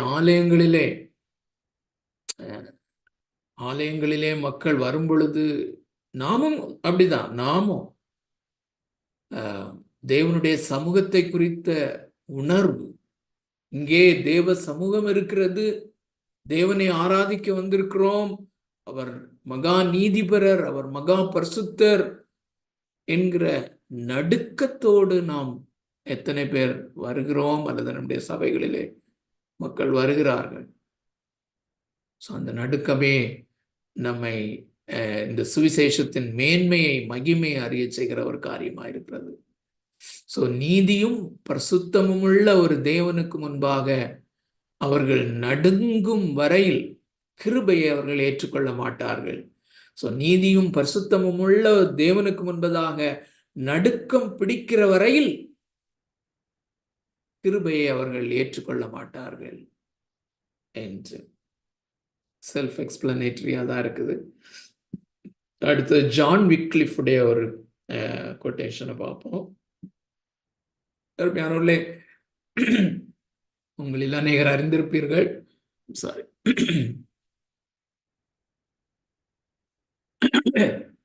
இந்த ஜான் விக்லிஃப் ரிஃபார்மேஷனுக்கு முன்னால வாழ்ந்தவர். நான் நினைக்கிறேன் 14வது நூற்றாண்டிலே வாழ்ந்தவர்.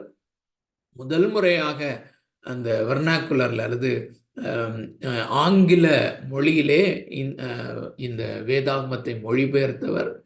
ரிஃபார்மேஷனுக்கு அல்லது சீர்திருத்த காலத்திற்கு முன்னால வாழ்ந்தவர். இதுக்கு முன்னாடி பார்த்தவங்க எல்லாம் சீர்திருத்தத்திற்கு பின்னால வாழ்ந்தவர்கள். இவர் அதற்கு முன்னாலேயே என்ன சொல்லுகிறார் என்றால், the highest service to which a man may attain on earth is to preach the law of God. இவ்வுலகில் ஒரு மனிதன் அடையக்கூடிய மிக உன்னதமான ஊழியம் என்னவென்றால் தேவனுடைய பிரமாணங்களை, அதாவது நியாயப்பிரமாணத்தை பிரசங்கிப்பதே. இவ்வுலகத்தில் ஒரு மனிதன் அடையக்கூடிய மிக உன்னதமான ஊழியம், அல்லது உலகத்தில் ஒரு மனிதன் பெற்றுக்கொள்ளக்கூடிய மிக உன்னதமான ஊழியம், சர்வீஸ் என்னவென்றால் தேவனுடைய பிரமாணங்களை அல்லது நியாய பிரமாணங்களை பிரசங்கிப்பதே. அடுத்த கொட்டேஷன் பார்க்கலாம். ஜேசி ரைல் என்பவர் எழுதின ஒரு கொட்டேஷன், சொன்ன ஒரு காரியம், people will never set their faces decidedly toward heaven and live like pilgrims until they really feel they are in danger of hell. Let us expound and beat out the 10 commandments and show the length and breadth and depth and height of the requirements of the law. This is the way of our Lord in the Sermon on the Mount. We cannot do better than to follow his plan. தமிழ்ல பார்ப்போம். அருமையானவர்களே, இன்னைக்கு அநேகர், பெரும்பாலான விசுவாசிகள், ஊழியக்காரர்களும் என்ன நினைக்கிறார்கள் என்றால், இந்த தேவனுடைய நியாய தீர்ப்பு, ஆக்கினை தீர்ப்பு, கோபாக்கினை என்கிற காரியத்தை கொண்டு வராமல் இருப்பது நல்லது என்று நினைக்கிறார்கள். இப்படி நினைப்பதினாலே இம்பார்ட்டன்ட் கிறிஸ்டியன்ஸ் அல்லது விசுவாசிகள் என்று சொல்ல முடியாது, ஃபேக் கிறிஸ்டியன் பிலீவர்ஸ் தான் திருச்சபைகளிலே பார்க்கிறோம். போலியான கிறிஸ்தவ விசுவாசிகள் திருச்சபைகளிலே உண்டாயிருப்பதற்கு காரணம் என்ன என்பது உங்களுக்கு தெளிவாக தெரிஞ்சிருக்கும். அல்லது இந்த கொட்டேஷன்ஸை திரும்ப திரும்ப படிச்சு பாருங்க, சிந்திங்க. அருமையான தேவனுடைய பிள்ளைகளே, this is the only reason. இதன் காரணமாகத்தான் இன்றைக்கு கிறிஸ்தவர்கள் இப்படி இம்பார்ட்டன்டாக அல்லது ஃபேக், போலியான கிறிஸ்தவர்களாக மாறிப்போன ஒரு காரணம். சோ வாசிக்கிறேன். இது கொஞ்சம் பெரிய கொட்டேஷன், ஆனா பயங்கர கருத்தாழமிக்க ஒரு காரியம். தாங்கள் நரகத்தின் ஆபத்தில் எந்த அளவுக்கு சிக்கியிருக்கிறார்கள் என்பதை மக்கள் உணராத வரையில் மோட்சத்துக்கு நேராக அவர்கள் நிர்ணயகரமாக தங்கள் முகத்தை பதித்துக் கொண்டு இந்த உலகத்தில் பரதேசிகளை போல் வாழும் நிலைக்கு வரமாட்டார்கள். அருமையான தேவனுடைய பிள்ளைகளே, வேத வசனம் அல்லது மிக குறிப்பாக புதிய ஏற்பாடு நமக்கு போதிக்கிறது, நாம் எப்பொழுதும் பரலோகத்தின் சிந்தனையோடு, ஒரு கிறிஸ்தவ விசுவாசியினுடைய அடையாளம் என்ன? அவன் பரலோகத்தின் சிந்தனையாக வாழுவான். அதி சீக்கிரத்தில் நீங்கும் லேசான இந்த உபத்திரம், நல்ல கவனிங்க, வசனத்தை சொல்றேன். ஆனபடியினால் நாங்கள் சோர்ந்து போகிறதில்லை என்று அப்போஸ்தலனாகிய பவுல் சொல்லுகிறார். ஏன் சோர்ந்து போகிறதில்லை? சோர்ந்து போகிறதில்லை, எங்கள் புறம்பான மனுஷனானது அழிந்தும் உள்ளான மனுஷனானது நாளுக்கு நாள் புதிதாக்கப்படுகிறது. ஏனென்றால் நாங்கள் காணப்படுகிறவைகளை அல்ல, காணப்படாதவைகளை நோக்கி இருக்கிற நமக்கு அதி சீக்கிரத்தில் நீங்கும் லேசான இந்த உபத்திரவும் மிகவும் அதிகமான நித்திய கன மகிமை உண்டாக்கும் என்று அறிந்திருக்கிறோம். காணப்படுகிறவைகள் அநித்தியமானவைகள், காணப்படுகிறவைகள் அநித்தியமானவைகள், காணப்படாதவைகளோ நித்தியமானவைகள். அப்போஸ்தலனாகிய பவுல் அங்குள்ள விசுவாசிகளுடைய அல்லது தன்னுடைய நிலைமையை எப்படி சொல்லுகிறார்? நாங்கள் ஏன் சோர்ந்து போகிறதில்லை என்றால், இந்த உலகத்தின் வாழ்க்கையில எங்களுக்கு மிகவும் அதிகமான சோதனைகள் இருக்கிறது, அல்லது உபத்திரவத்தினாலே நாங்கள் எப்பொழுதும் இருக்கிறோம். அதே அதிகாரத்துலதான் நீங்க பார்க்க முடியும், எப்பக்கத்திலும் நாங்கள் நெருக்கப்பட்டோம், ஒடுங்கி போகிறதில்லை. எப்பக்கத்திலும் நாங்கள் நெருக்கப்படுகிறோம் என்று சொல்லுகிறார், கலக்கம் அடைகிறோம் என்று சொல்லுகிறார். இப்படிப்பட்ட காரியங்களின் நடுவிலே நாங்கள் சோர்ந்து போகிறதில்லை. ஏனென்றால் நாங்கள் காணப்படுகிறவைகளை அல்ல, காணப்படாதவைகளை நோக்கி இருக்கிறோம். இது பவுலுக்குள்ள எக்ஸ்க்ளூசிவிட்டி கிடையாது. This is the sign of a Christian believer. ஒரு உண்மையான கிறிஸ்தவ விசுவாசிக்கு இருக்க வேண்டிய அடையாளம் என்ன? அவன் காணப்படுகிறவைகளை அல்ல. அவனுடைய கண்கள் காணப்படுகிறவைகளிலே பதிந்திருக்காது. அவனுடைய கண்கள், அவன் காணப்படுகிறவைகளை அனுபவித்துக் கொண்டிருந்தாலும் காணப்படாதவைகளிலே அவன் தன்னுடைய கண்களை ஆழமாக பதித்திருப்பான். அது என்னன்னு சொல்லி தொடர்ந்து சொல்லுகிறார். இது 4வது அதிகாரம் இப்படி முடியும். 2 கொரிந்தியர் 4வது அதிகாரம் நான் சொன்ன இந்த வசனத்துல முடிச்சுட்டு 5வது அதிகாரம் எப்படி தொடங்குகிறார்? ஏனென்றால் பூமிக்குரிய கூடாரமாகிய நம்முடைய வீடு அழிந்து போனாலும் தேவனால் கட்டப்பட்ட கைவேலை அல்லாத நித்திய வீடு நமக்கு உண்டென்று, பரலோகத்தில் நமக்கு உண்டென்று அறிந்திருக்கிறோம். இதுதான் காணப்படாதவைகள். இதன் மேலே ஆழமாக கண்கள் பதித்தவர்களாயிருப்பவர்கள் தான் கிறிஸ்தவ விசுவாசிகள். ஓ, what an amazing song we sang. என்ன அருமையான பாடலை நம்ம பாடலாம். அருமையானது உண்டே பிள்ளை, சாயங்கால வேளையில கொஞ்சம் ஆராய்ச்சி பார்ப்போம். என்று காண்பேன் என் நேசர் இயேசுவை என்கிற ஏக்கம் அவனுக்கு உண்டா? என்ன சொல்றாருன்னா, எப்போ இப்படிப்பட்ட ஒரு வாழ்க்கையை வாழுவார்கள் என்றால், அதாவது அந்த முதல் ஃப்ரேஸ் திரும்பியும் வாசிக்கிறேன். தாங்கள் நரகத்தின் ஆபத்தில் எந்த அளவுக்கு சிக்கி இருக்கிறார்கள் என்பதை மக்கள் உணராத வரையில் மோட்சத்துக்கு நேராக அவர்கள் நிர்ணயகரமாக தங்கள் முகத்தை பதித்து கொண்டு இந்த உலகத்திலே பரதேசிகளைப் போல வாழும் அந்த நிலைக்கு வரமாட்டார்கள்.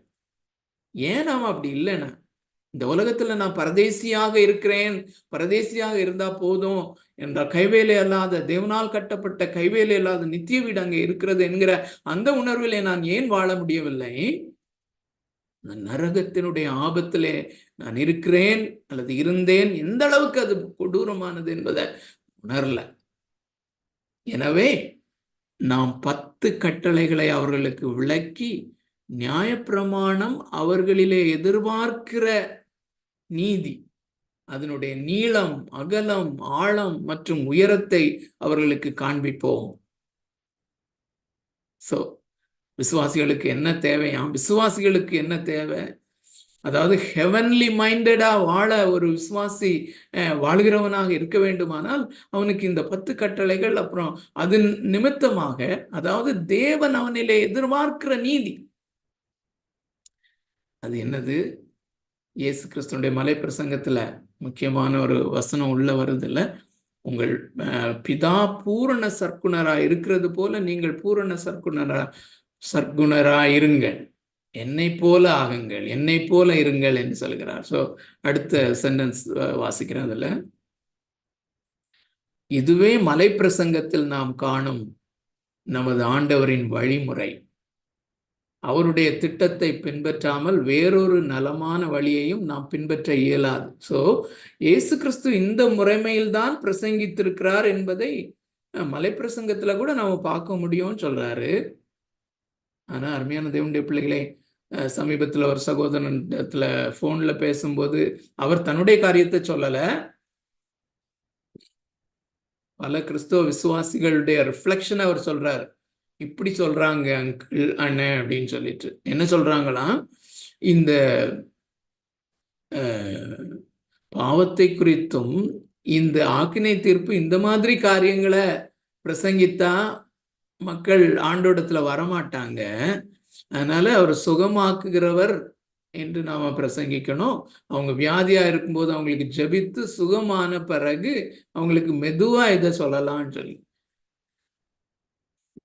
அது ஒரு சாக்கு போ. அதுதான் இவர் சொல்றாரு, இந்த இயேசு கிறிஸ்துவனுடைய பிளான் இல்லாம நான் என் சொந்த பிளான்ல பின்பற்றலாம் அப்படின்னு நினைக்கும் போது அது ஒரு நல்ல காரியம் இல்லைன்னு சொல்றாரு. அது இயேசு கிறிஸ்து, நல்ல ஒரு சென்டென்ஸ் வாசிக்கிறேன். அவருடைய இயேசு கிறிஸ்துவனுடைய திட்டத்தை அல்லது அவருடைய வழிமுறையை பின்பற்றாமல் வேறொரு நலமான வழியையும் நாம் பின்பற்ற இயலாது. தட் இஸ் இம்பாசிபிள் என்று சொல்லுகிறார். குட். கடைசியாக இன்னொரு கொட்டேஷன், அதுவும் ரொம்ப முக்கியமானது, அதை எப்படியாவது கவர் பண்ணிடணும்னு தான் நான் வந்தேன். அதுக்கு முன்னாடி இன்னொன்று, ஜான் ஸ்டார்ட்டுடைய ஒரு John start. So John start சமீப காலத்திலே மரித்த ஒரு தேவ மனிதன். தேவனுடைய பெரிதான கிருபையினாலே நான் கல்லூரி நாட்களிலே ஒரு EU கான்ஃபரன்ஸில் அவர் பேச்சாளராக வந்திருந்தார். ஸோ நானும் நேரடியாக அவருடைய பிரசங்கத்தை கேட்டிருக்கிறேன். So good.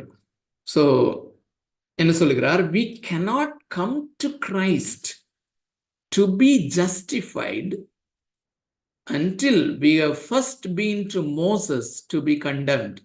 Once you have gone to Moses and acknowledged our sin, guilt and condemnation, we must not stay there. We must leave Moses and go to Christ. என்ன சொல்லுகிறார், நாம் முதலாவது மோசேயினிடத்திலே சென்று ஆக்கினை தீர்ப்படையாத வரையிலும் அப்படின்னு சொல்லும்போது நாம் ஆக்கினை தீர்ப்புக்கு உட்பட்டிருக்கிறோம் என்ற அளவுக்கு நம்முடைய அந்த உணர்வு இருக்க வேண்டும் என்று புரியுதுன்னு நினைக்கிறேன் உங்களுக்கு. நாம் முதலாவது மோசேயினிடத்தில் சென்று ஆக்கினை தீர்ப்படையாத வரையிலும் நீதிமான் ஆக்கப்படும்படி கிறிஸ்துவனிடத்தில் வர முடியாது. மோசேயினிடத்தில் வந்து நமது பாவத்தையும் குற்றத்தையும் உணர்ந்து ஆக்கினை தீர்ப்பையும் உணர்ந்து கொண்ட பின் அங்கே நின்று விடாமல் உடனடியாக மோசேயை விட்டுவிட்டு கிறிஸ்துவனிடத்தில் வந்து விட வேண்டும். Amazing, self explanatory. அடுத்த கொட்டேஷனுக்கு நாம போலாம்.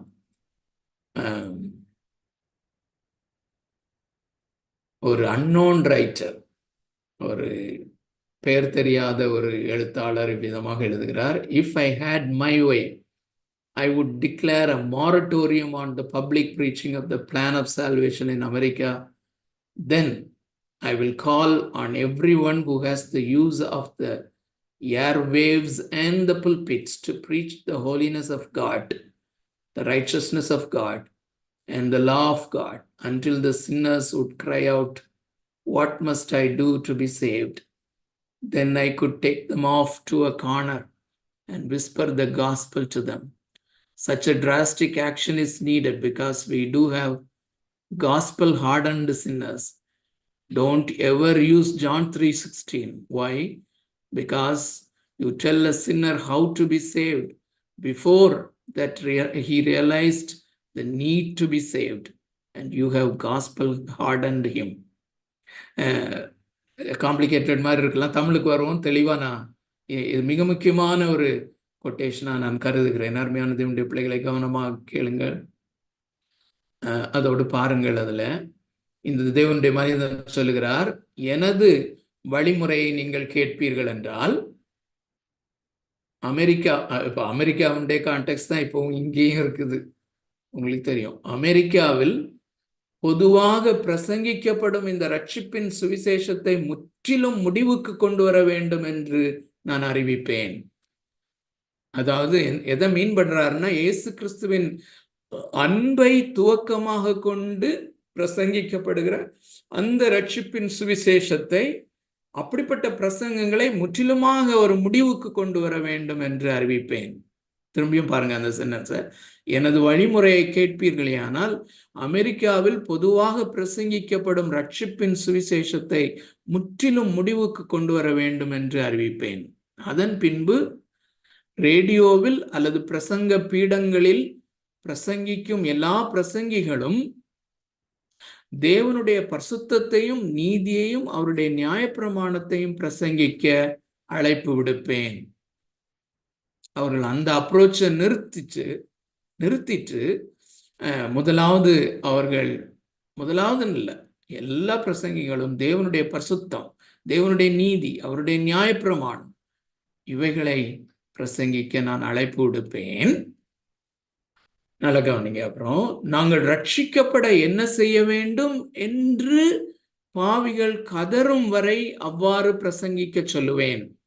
தேவனுடைய நீதியை, தேவனுடைய நியாயப்பிரமாணத்தை, அவர் மக்களிலே எதிர்பார்க்கிற அவர் வாழ்க்கை, பரிசுத்த வாழ்க்கை, இதை பிரசங்கித்து ஒரு லெவல் வரும். எப்போ அவர்கள் கேட்கிறவர்கள் நாங்கள் ரட்சிக்கப்பட என்ன செய்ய வேண்டும் என்று கதறுகிற ஒரு நிலைமை வரும் பொழுது, அதன் பின்பு அவர்களை ஒரு அறையின் மூலையிலே நான் கொண்டு போய் சுவிசேஷத்தை அவர்கள் காதுகளில் மெதுவாக சொல்லுவேன் என்று.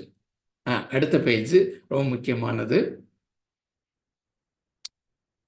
இப்படிப்பட்ட அதிரடியான நடவடிக்கை கண்டிப்பாக அவசியம் என்று சொல்லுகிறார். இப்படிப்பட்ட அதிரடியான நடவடிக்கை கண்டிப்பாக அவசியம். ஏனென்றால் முந்தைய முறை, அதாவது இயேசு கிறிஸ்துவுடைய அன்பிலே ஆரம்பித்து அன்பை மாத்திரம் பிரசங்கிக்கிற அந்த முந்தைய முறை, அதனால என்ன விளைவு உண்டாகிறது என்றால் சுவிசேஷத்தினாலே கடினப்பட்ட இருதயமுடையவர்களாக மக்களை அது மாற்றி விடுகிறது. அருமையானவர்களே, இன்றைக்கு திருச்சபைகள் இந்த போலியான விசுவாசிகளால் நிறைந்திருக்கிறது என்பது ஒரு காரியம். அதே நேரத்திலே நீங்கள் மெய்யான சுவிசேஷத்தை அவர்களுக்கு கொண்டு போவீர்களே ஆனால் that will make no impact in them. அந்த தமிழ்ல சொல்லுவாங்கல்ல, வேதனையோட தான் சொல்றேன், தமிழ்ல சொல்லுவாங்கல்ல, இந்த எரும மாட்டுக்கு மேல மழை பெஞ்சா எப்படி இருக்கும்னு சொல்லி ஒரு தமிழ்ல ஒரு பழமொழி சொல்லுவாங்கல்ல, அது மாதிரிதான். When we preach Christ crucified, அந்த பவுல் சொல்லுகிறார் கொரிந்தியர்கிட்ட, நான் உங்கள்கிட்ட வந்திருக்கும் போது சிலுவையில் கிறிஸ்துவை, அதாவது சிலுவையில் அறையப்பட்ட கிறிஸ்துவை இல்லாமல் வேறொன்றையும் நீங்கள் அறியாதிருக்க நான் தீர்மானித்திருந்தேன். பட் அப்படி அவர் சொல்றாரு, நான் இயேசு கிறிஸ்துவின் சிலுவையை குறித்தே இல்லாமல் வேறொன்றையும் குறித்து மேன்மை பாராட்டாதிருப்பேனாக என்று மேன்மை பாராட்டுகிற அந்த புதிய ஏற்பாட்டினுடைய சத்தியம் பிரசங்கிக்கப்படுமானால் இன்றைய கிறிஸ்தவ விசுவாசிகளுக்குள்ளே ஒரு சலனமும் ஏற்படாது. இது எங்களுக்கு தெரிஞ்சது தானே சொல்லி.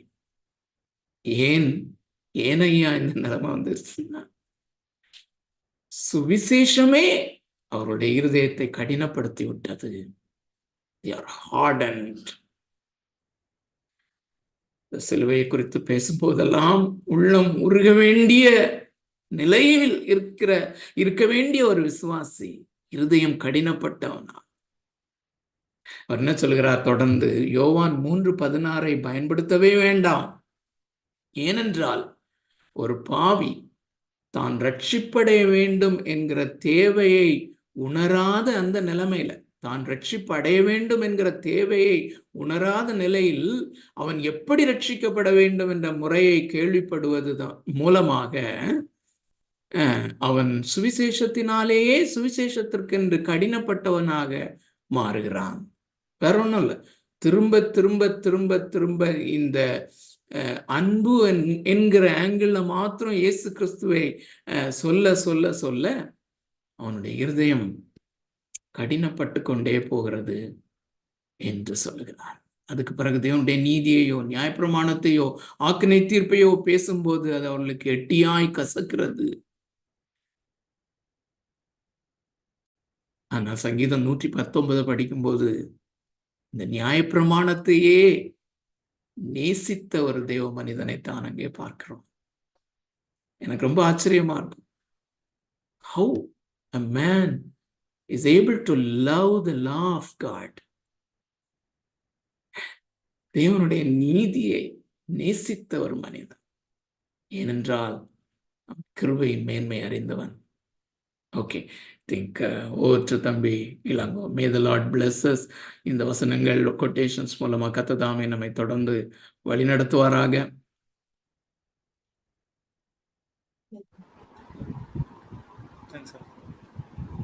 ஸோ நம்ம இந்த நாளிலும் கலந்து கொண்ட அநேகர் ஃபுல் ரோமன்ஸோட ஃப்ளேவரையும் நீங்கள் ஒரு விசை கூட நீங்கள் கேட்டிருப்பீங்க. ஸோ ஈவன் ஃபஸ்ட் சாப்டர்லேருந்து பால் வந்து அந்த சால்வேஷன், தென் வந்து ரைச்சியஸ்னஸ் ஆஃப் காட், தேவ நீதி, அதை எப்படி பால் கொண்டு வர்றாரு. அதுக்கப்புறம் வந்து ஏன் வந்து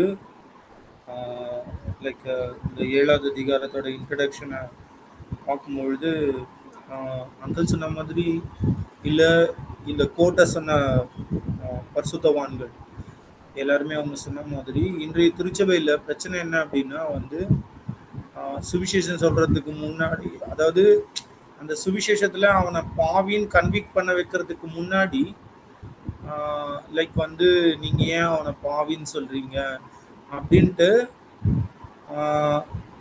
நான் biblical pattern, those are unbiblical pattern. அது வந்து வேதாகமத்தில் சொல்லப்படாத காரியங்கள். ஆனால் அதை நுழைத்து சுவிசேஷத்தின் தன்மையை வந்து அவங்க வந்து நீத்து போக பண்ணுகிற அந்த வேலையை தான் செஞ்சிட்டு இருக்காங்க. ஸோ இந்த நாளிலும் ஸோ நம்மை அவர் வந்து சுவிசேஷம் பிரசங்கிக்கும்படியாக பால் சொல்றபடி நம்மளை இன்ட்ரெஸ்ட் பண்ணியிருக்காரு அப்படின்றதுல. So it is is grace. அவர் தம்முடைய கிருபையினாலே நம்மை அழைத்து அதை நம்ம இடத்துல அவர் ஒப்புவித்திருக்கிறார். So are we really careful? Are we preaching the right gospel? Like John MacArthur சொல்றபடி அந்த ஸ்டெப்ஸை லைக் சால்வேஷன் போனோம் அப்படின்னா வந்து முதலாவது அவனை வந்து சின்னர் அப்படின்ற அந்த கன்விக்ஷனுக்குள்ளே கொண்டு போகிறது. அந்த கன்விக்ஷனுக்குள்ளே கொண்டு போகணும் அப்படின்னா இயேசு கிறிஸ்து சொல்கிறார்ல, பரிசேயர் என்பவருடைய நீதியிலும் உங்கள் நீதி அதிகமாயிராவிட்டால் அப்படின்னா what is the interpretation? So அந்த பழைய ஏற்பாட்டின் கற்பனைகளுக்கான இன்டர்பிரட்டேஷன் என்ன அப்படின்னு கொண்டு வராங்க. ஸோ அப்போ வந்து இது வந்து கண்டிப்பாக நம்ம முடியாது அப்படின்றத அந்த ஸ்டேஜ்க்கு வரும்போது தான் ஸோ நமக்கு அதிகமான நீதி கொடுக்கப்படுகிறது. அதை அவர் சம்பாதித்து வைத்திருக்கிறார் அப்படின்ற அந்த மகிழ்ச்சியை நம்ம உணர முடியும். ஸோ இந்த நாளிலும் நம்ம கேட்ட இந்த வார்த்தைகளின்படியாக தேவன் மெய்யாகவே நம்ம நினச்சிட்டு இருக்கலாம், இல்லை இந்த மாதிரி காஸ்பல் சொன்னால் லிசன் பண்ணுறவங்க ஒரு சிலர் அப்படின்ட்டு. வேதாகமும் தெளிவாய் நீங்கள் யோவான் எழுதின முழு சுவிசேஷ புத்தகத்திலையும் பார்த்தீங்க அப்படின்னா தேவனால் தெரிந்து கொள்ளப்பட்டவர்களுக்கு இந்த கிறிஸ்துவை குறித்ததான அந்த சிலுவை குறித்ததான பிரசங்கம் அது தேவ பலனாக இருக்கும். ஸோ அதில் நாம் எந்த ஃப்ளேவரையும் ஆட் பண்ணுறதோ, ஆக்சுவலாக நம்ம ஏதாவது ட்ரை பண்ணோம் அப்படின்னா நம்ம அதோட வீரியத்தை குறைக்கிறோம், அந்த டுனாமிஸ் பவரை குறைக்கிறோம், அந்த மாதிரியான வேலையை நம்ம செய்ய முயற்சிக்கிறோம். ஓகே, அதனால் ஸோ இந்த நாளில் நம்ம கேட்டபடி ரைட் காஸ்பலை கொண்டு போக தேவன் நமக்கு உதவி செய்வாராக. பிரதர் திஷான் ப்ரேயர் பண்ண முடியுமா? லைன்ல இருக்கீங்களா?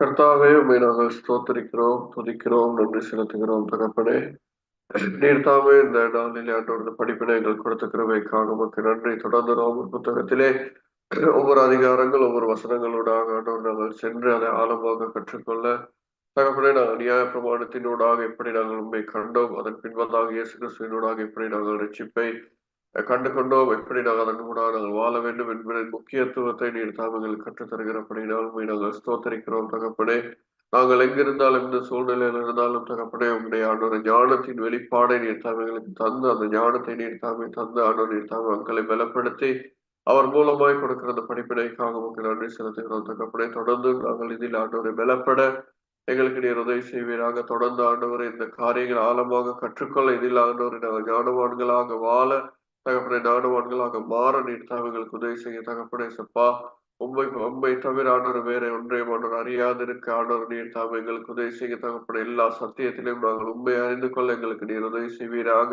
எங்களை இன்னுமாக பலப்படுத்துங்க. இன்னுமாக எங்களுடைய ஆண்டவர் ஒவ்வொரு ஞான உள்ளங்களையும் நீர் தாமை திறந்து ஏசப்பா நாங்கள் ஆண்டவர் எல்லாவற்றையும் கற்றுக்கொள்ள எங்களுக்கு நீர் தாமை கூட இருந்து உதவி செய்ய ஆண்டவரை பலப்படுத்துங்க.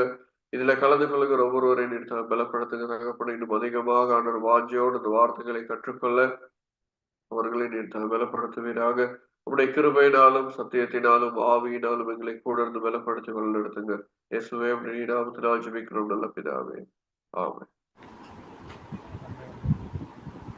ஸோ உங்களுக்கு கேள்விகள் இருக்குமானால் லைக் இன்னைக்கு ரொம்ப கிளாரிட்டியாக கிடைச்சதில்ல. லைக் நியாயப்பிரமாணம் நம்மை கிறிஸ்துவின் இடத்துல வழிநடத்துகிற உபாத்தியா இருக்கிறது அப்படின்னு பவுல் கலாத்தியருக்கு எழுதின நிருபத்தில் நம்ம எவ்வளோ பேர் அதை ரைட் அண்டர்ஸ்டாண்டிங்கில் புரிந்து கொண்டிருப்போம் அப்படின்னு தெரியல. பட் ஆனால் இன்னைக்கு தெய்வ கிருபையினால நமக்கு நியாயப்பிரமாணம் நம்முடைய சால்வேஷனுக்கும் அது உதவி செய்கிறது, நம்முடைய சாங்டிஃபிகேஷனையும் உதவி செய்கிறது அப்படின்னு பார்த்தோம்.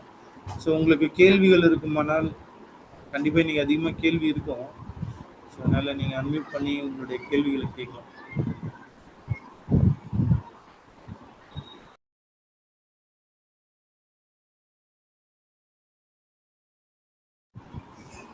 ஆக்சுவலாக அங்கிள் நான் இப்போ ஒரு ரீசெண்டாக ஒரு கான்ஃபரன்ஸ் ஒன்று ஜாயின் பண்ணேன், லுசான் அப்படின்ட்டு ஒரு கான்ஃபரன்ஸை. ஐ திங்க் இவர் இருக்கார்ல, வில்லி கிரஹாம் அவர் ஆரம்பித்த ஒரு இயக்கம் போல தருது. பட் ஆனால் அவங்களுடைய வெப்சைட்டில் பார்த்தா அவங்களுடைய காஸ்பிள் அதெல்லாம் கரெக்டாக இருக்கு. ஆனால் அன்றைக்கி அங்கே கான்ஃபரன்ஸில் வந்தவங்க எல்லாருமே அவங்க எப்படி டீச் பண்ணுறாங்க அப்படின்னா, அவங்க சொல்கிற ஒரு எக்ஸாம்பிள் எப்படி சொல்கிறாங்க, நீங்கள் ஒருத்தனுடைய மூக்கை வந்து அறுத்துட்டு அவங்ககிட்ட வந்து நீங்கள் வந்து ஒரு பூவோ இல்லை பிரியாணியோ கொடுத்து இதோட வாசனை எப்படி இருக்குன்னு கேட்குற மாதிரி நீங்கள் அவனை எடுத்தவொடனே வந்து அவனுடைய சின்னை பற்றி நீங்கள் பேச ஆரம்பிச்சிங்க அப்படின்னா அவன் வந்து எப்படி காஸ்பிளுக்கு வந்து செவி கொடுப்பான் அப்படின்னு. ஸோ அந்த மாதிரி தான் சபையை வந்து அவங்க சீர்கெடுக்கிறது. இப்போ இந்த நாட்களில் இருக்க இயக்கங்களாக இருக்கலாம், இல்லை திருச்சபையாக இருக்கலாம், அது ரொம்ப எவிடென்ட்டாக இருக்கு.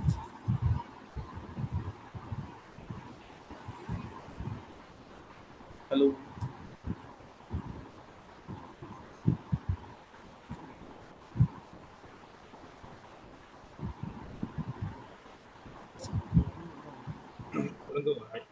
வந்து லெஃப்ட் ஆயிட்டாங்கன்னு நினைக்கிறேன்.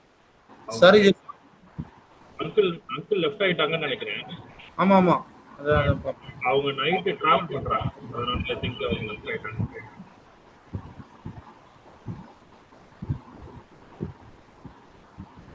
ஸோ எப்படி ஜாஷுவா நம்ம இது ஃபர்ஸ்ட் ரெக்கார்டிங் ஆஃப் பண்ணிடலாம்ல இது?